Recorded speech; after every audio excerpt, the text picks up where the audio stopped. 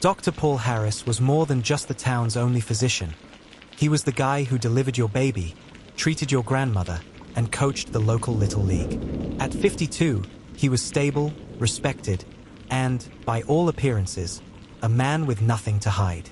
So when his receptionist arrived one Monday morning to find the clinic still locked, the coffee machine cold, and his car missing, concerns spread like wildfire.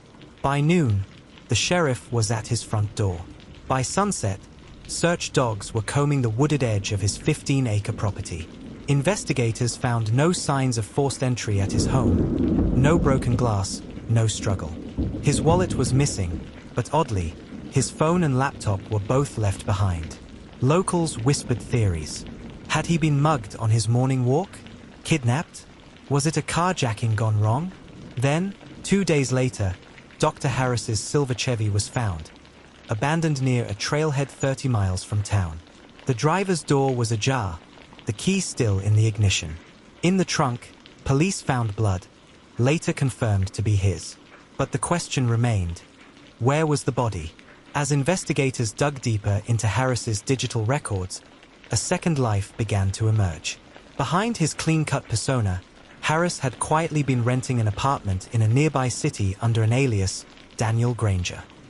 There, they found a bottle of expensive scotch, unfamiliar clothes, and a collection of handwritten letters, all from the same woman. She signed them C. Martin. Notably, they were recent. The last one was dated just 4 days before his disappearance.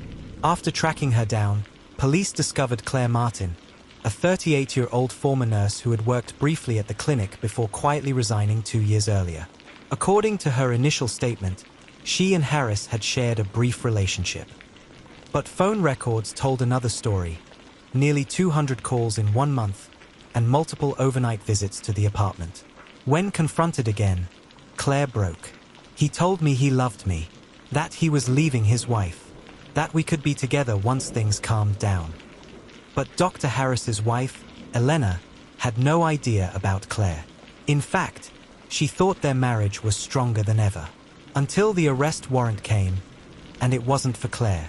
Forensics had linked fibers from a glove found in the trunk of Harris's car to Elena Harris. Upon re-questioning, inconsistencies piled up.